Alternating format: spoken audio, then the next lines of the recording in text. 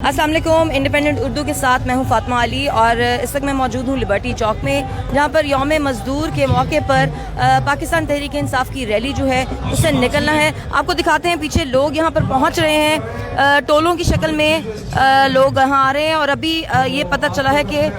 پاکستان تحریک انصاف کے جو چیئرمین ہیں عمران خان صاحب، وہ بھی کچھ ہی دیر میں یہاں پر پہنچیں گے۔ 1 بجے کا ٹائم تھا، لیکن چونکہ آج چھٹی بھی ہے تو لوگ ذرا اس میں لیجر موڈ میں تھے، تو آہستہ آہستہ یہاں پر پہنچ رہے ہیں۔ روٹ ریلی کا یہ ہے کہ ریلی جو ہے وہ یہاں سے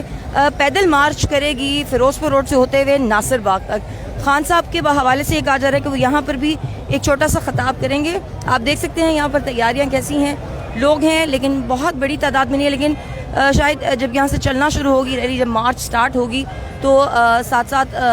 قافلے جو ہیں وہ ملتے چلے جائیں گے۔ یہاں پر خواتین کی تعداد بھی ہے،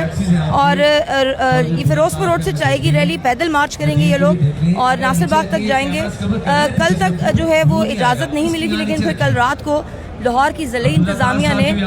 اس کو ریلی کی اجازت دے دی گئی، اور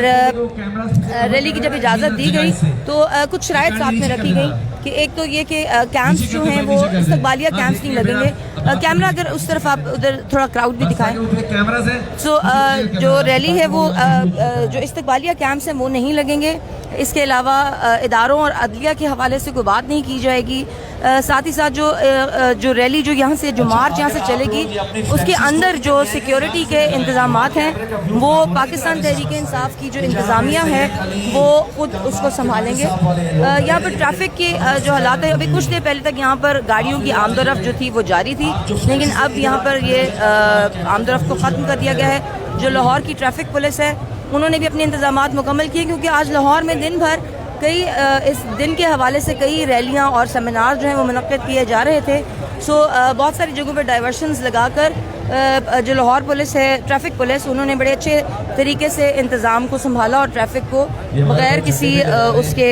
خلل کے اس کو چلنے دیا۔